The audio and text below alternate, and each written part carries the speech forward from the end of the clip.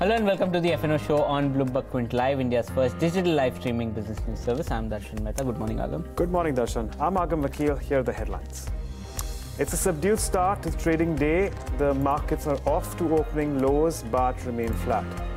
Repco Home Finance and Arvind are among the F&O movers in early trade. Repco sees addition of fresh long positions while Arvind continues to see short covering. Oil marketing companies are among the top gainers on the Nifty. BPCL and HPCL are trading with gains of close to 2%.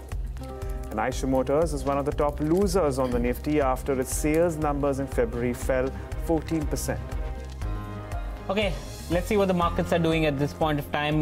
Despite expecting a big gap down opening, because that was what the SIC Nifty was indicating yesterday and today also, the market seems to be subdued. It hasn't fallen as much as what was anticipated, down to 16 points at this point of time. So that's what's happening as far as the Nifty futures are concerned. Even if you're looking at the Nifty futures, the open interest build-up is not very high. The Bank Nifty, however, is doing slightly better than Nifty on decent open interest build-up of almost 8% currently, and is seeing a little bit of fresh long positions that are coming into trade. Where are positions being taken? You can clearly see that as far as this month is concerned, 10,900, 11,000, 11,100 are the resistance level for the market. And from 10,800 to lower levels, it's the put writers that are active in trade. Let's take a look at what's happening as far as today's positions are concerned. Nothing much expected in today's trade, so that's something that we are watching out for. Stock specific wise, Agam, what are you seeing? Yeah, again, a lot of traction, I'm sure, because of the truncated week and a lot of positions being taken at this point in time. So this is, again, when it comes to your drop in open interest, but we'll have those which are gaining in OI as well on the top of the list. Of course, a lot of your auto companies will be in focus because of your volumes coming through, as in the case of certain other companies, which are also going to be keeping an eye on because of the decline in open interest, as I've already mentioned. So that's Repco Home Finance for you right at the top of the list, seeing fresh long positions coming through. And, well, weakness for Mahanagar Gas and Jet Airways. So shorts building up there, Torrent Power and Ramco Cement among the others. We're going to talk about cement companies as well, considering we are starting to see some traction build in there. And in terms of unwinding, Hero MotoCorp along with Bharti Airtel, Arvind, of course, as I was mentioning, about a short covering coming through. And Dabur India looking at longs unwinding. Keep an eye on Cholamandalam as well as GAIL in today's day of trade. But as I've suggested, we're watching out for something like a Bharti Airtel, Arvind, and of course a whole host of aviation companies. Okay, let's take a look at the stocks that we will address on the show today. First of all, we'll talk about Suzlon. It's up 8 to 9% in today's trade and has actually recovered almost 70 to 80% from the recent lows that we've seen.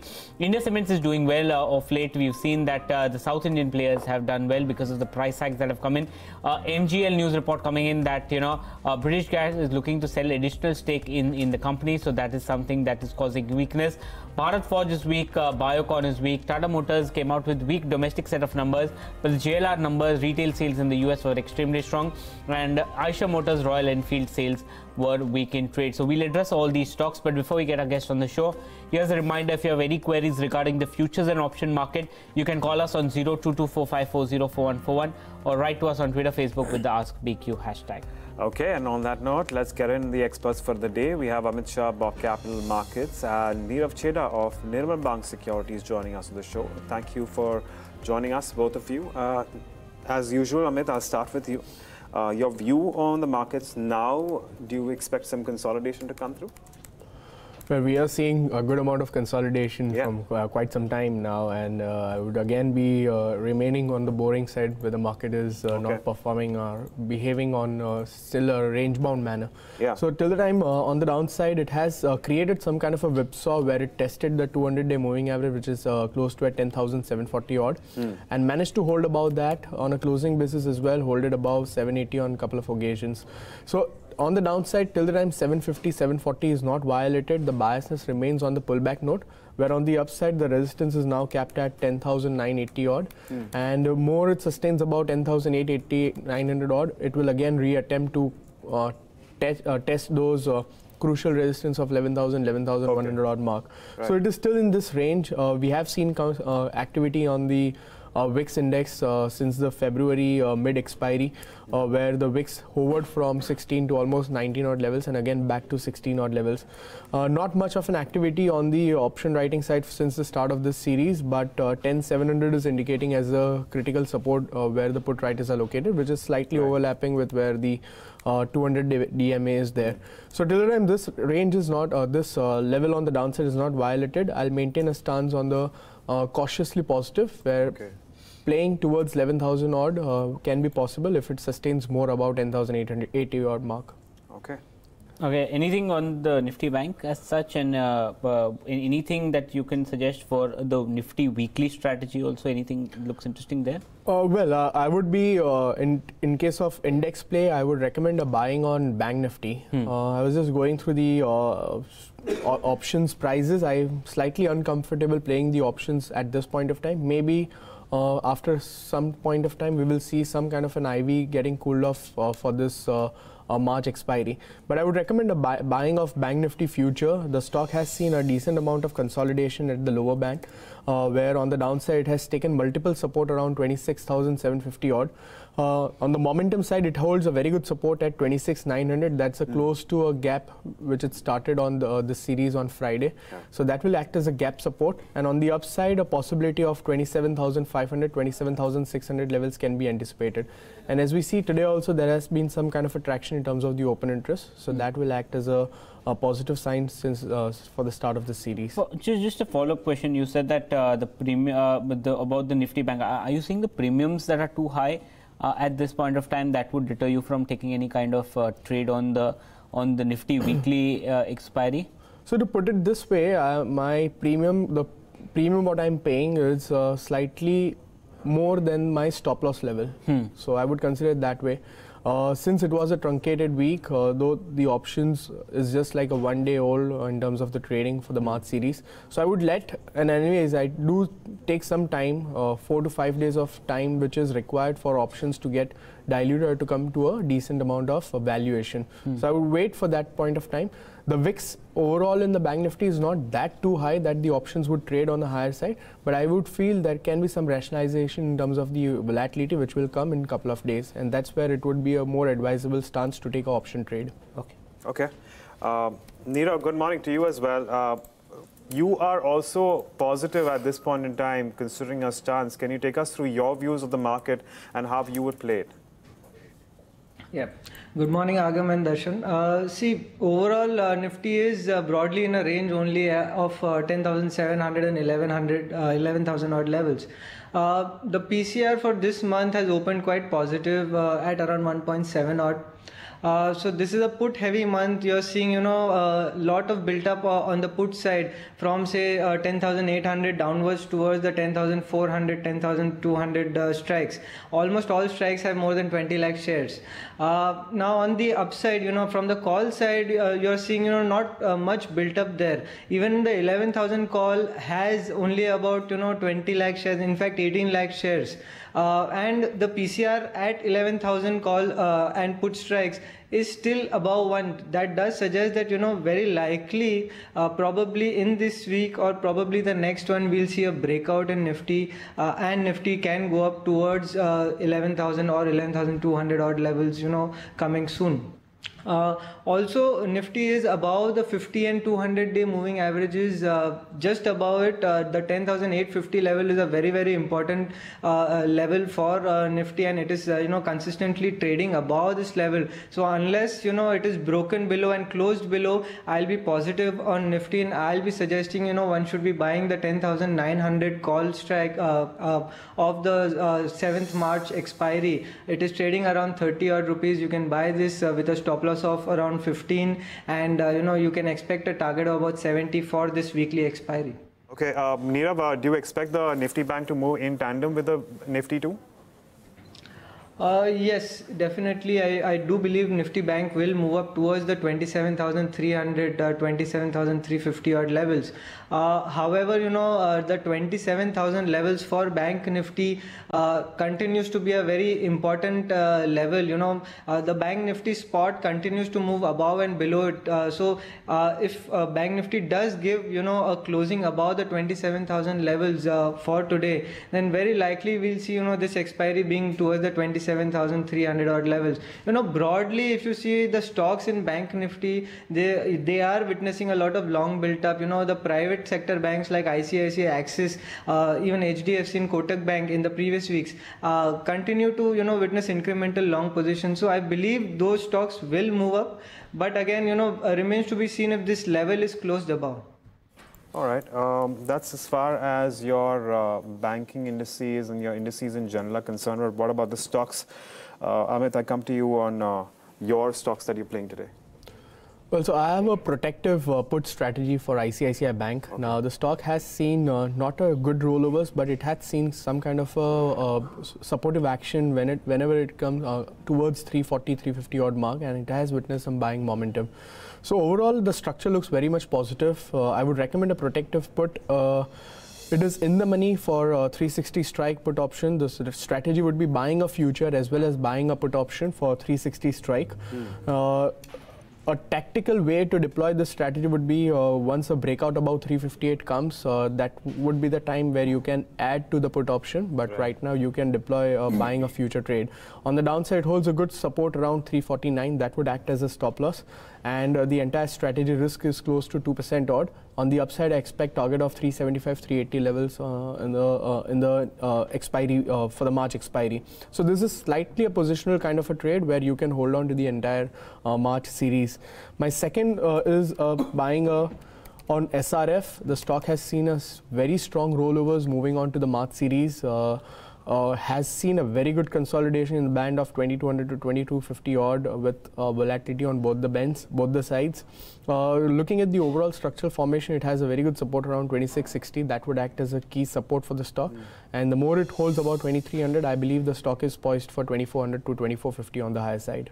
Okay, that's about it. Just to put an explainer, what a protective put is. A protective put is an option strategy a trader uses when one is bullish on a security in the long term, but wary of the uncertainties in the near term. Under this strategy, the trader buys a put of the underlying security to guard against a drop in the price of security. So Amit's strategy of a protective put was for ICICI Bank. Nirav, which are the stocks that you want to talk about? Okay, so I also have a buy on ICICI Bank. I've given a buy on a future, the March future series.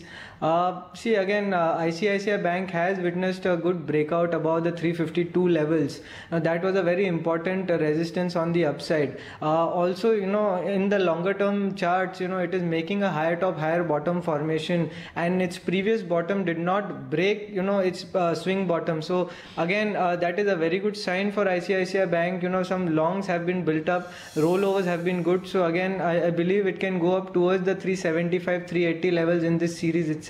So one can buy at current levels with a stop loss of 350 and a possible target of 370 and 380. The second one is a buy call on Sun Pharma. See, Sun Pharma, I believe, has made its bottom. Around the 420, 400 odd levels, it has really made, very good volumes there. Some, short covering was seen, aggressive short covering was seen at those levels. I believe, some base building has happened there. So one can buy now. The breakout has come above the 445 levels. One can buy at current levels as well with a stop loss of around 435 with a target of around 470, 475. Okay, all right. Those are your stocks that you can keep an eye on. Among the certain stocks that we want to discuss today, I'm going to take up the first one on Eicher Motors. We all know about the fact that it's seen a massive correction over the last, I would say, 12 months from the levels of well over 31,000, 32,000, coming down to as much as 18,800 in the month of January. That was last month, and it continues to slide. Well, it really doesn't continue to slide, but we certainly have seen some amount of weakness seeping through. at this point in time, it is somewhere around 20,000 rupees per share, but it has seen its fair amount of weakness. The real question is, what can we do? It's the volumes on a fundamental basis are not really helping Eicher Motors, considering the decline that we've seen in bikes. But Nirav, let me come back to you on Eicher Motors. Your view here, how would you address this one? Okay, see, looking at the groupings, of the volumes, the weekly volumes, I am certainly not going to short Eicher Motor at this level. I feel it is near, about its bottom price. It is making a base as of now. It is definitely not a buy at this moment, but I'll not be shorting this stock at the current levels. Again, I'd like to see this stock consolidate for a fair bit, then give a breakout above the 21,000 odd levels, which is an important resistance. And once that happens, probably then the trend will change, to upwards, and it can go up towards the 27,000 odd levels. As of now, I don't think there's much downside left, so one should not be shorting. Okay, the other stock that we want to talk about is Suzlon. Pull up Suzlon and let's see what exactly it's doing. It's moved up. The last time I saw it was up 10% in trade. It's up 15% now. Amit, Suzlon as a stock has rallied from levels of 3.5 rupees to almost now 7. It's doubled. Is it a good, a lot of people say that it's a low valued stock. So what's the risk? How much more can I lose? But does it make sense buying into a stock like Suzlon? So frankly, I purely go by the structural trend, and to me, Suzlon is definitely a void counter. Okay. You will see the risk of trading for such kind of stocks are very much on the higher side. We will see this kind of 12% upside or a 15% downside on every time and again. So the risk of your trading is very much on the higher side, unless someone is looking at a just buy and forget kind of an idea on a cash or a delivery basis. Maybe someone like that would be attracted to find this stock on a value perspective, but purely for an F&O trader, it's a completely an avoid counter. Okay, that's the view that's coming in on Suzlon. All right.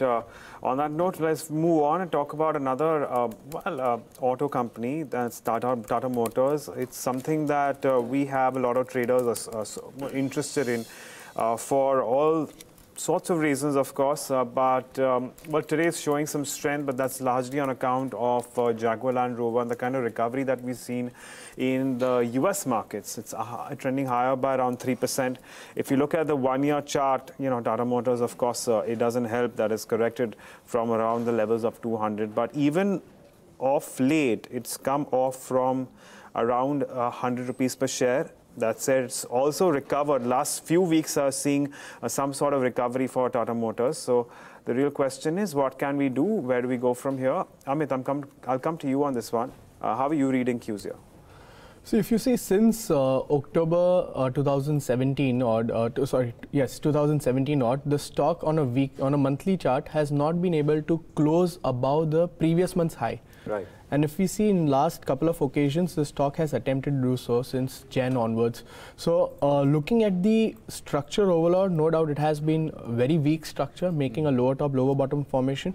But there is some kind of traction in terms of volume, as well as the fall what we witnessed from almost 190 to almost 140 odd, and the way it has recovered from those levels, filling all the gaps, that would act as a positive sign for the pullback. But till the time it is not crossing and sustaining above 188, which is almost close to at that level, I will still wait.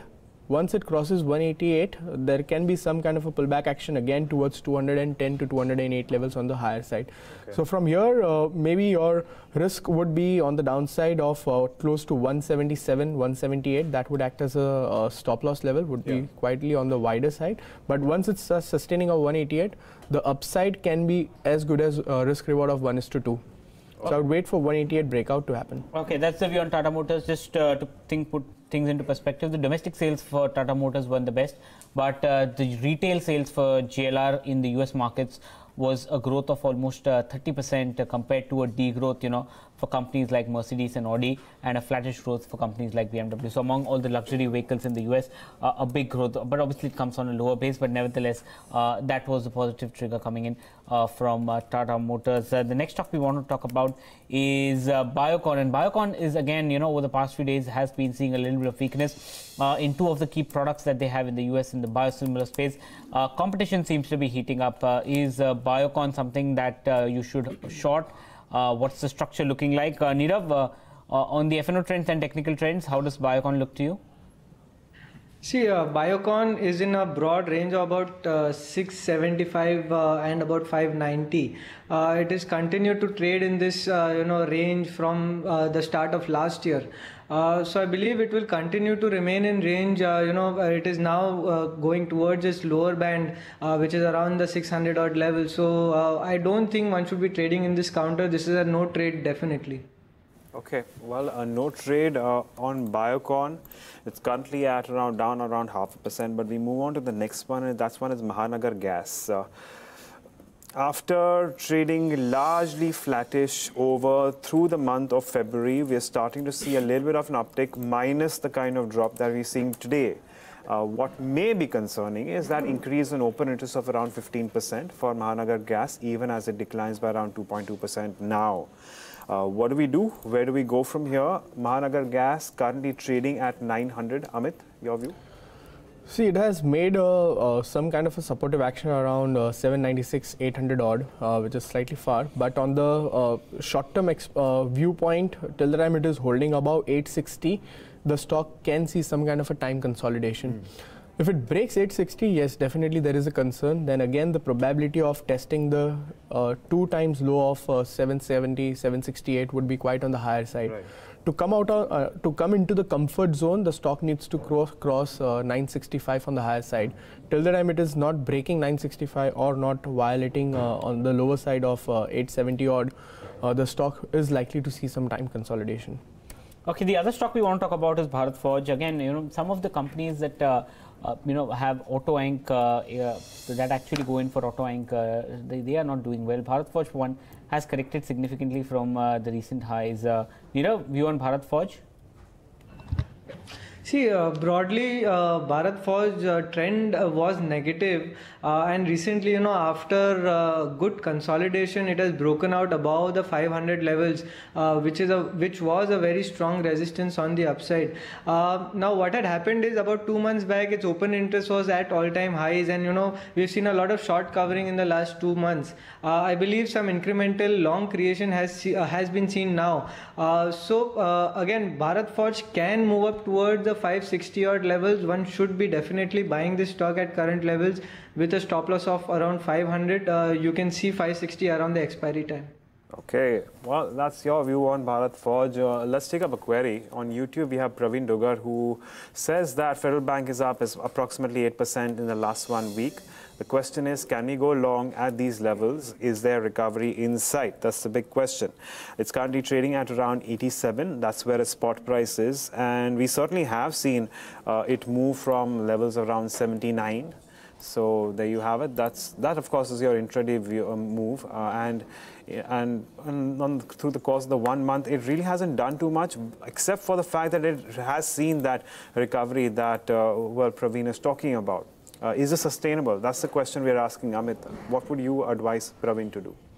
Yes, so there is some strength seen in the space, but however, the risk reward right now it's not looking that favorable. I would be a buyer to play the pullback if it somewhere comes too close to 85-50 odd on the lower side.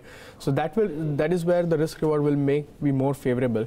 Considering the upside, what it has made from 78 to almost 87 odd, I believe looking at the broader structure, the stock can head towards 92 to 95 levels on the higher side in maybe 2 to 3 weeks time frame. However, if he wants to play some banking space rather than Federal Bank, DCB Bank looks much favorable at this point of time. Okay, fair enough. Well, finally, Nirav, anything interesting, anything else besides the stocks that we've spoken about that show up that you'd like to talk about? See, overall, one thing I've noticed, broadly, a lot of stocks are witnessing long creation in the last 2-3 days. The FIs also, have started to pour in a lot of money from the last week onwards. So, not one stock particularly, but, as a whole, I feel buying is likely to come, and, one should be remain in the buying zone. Probably today or tomorrow, we might just witness Nifty going up towards, the 11,000 and breaking out above that. So, remain in the buying zone. That is, what I want to say. Okay, and Amit, same question. Anything interesting apart from the stocks that we've discussed? Yes, so Voltas is looking quite interesting. The stock has seen a good traction in terms of the open interest today and decent rollovers. The stock is nearing the breakout of almost 585 odd, which it had made during the month of December. So the more it sustains above that level, I feel, looking at the broader structure, the stock is looking for a very strong move towards 620 to 650 levels on the higher side. So it is in my radar. Maybe the risk reward is not that favorable, but anything dip towards maybe a 570, 565, again, it would be an attractive buy from those levels. Okay, well, we've run out of time on the show, so I'm going to take a moment to thank both our experts, Amit and Nirav, for joining us and taking us through their views on the markets. For more updates on the F&O space, you can also check our website out, bloombergquint.com, where we have plenty of data for you, which can aid you in your trading. And on that note, it's a wrap on this edition of the F&O Show. For more news and updates, stay tuned to Bloomberg.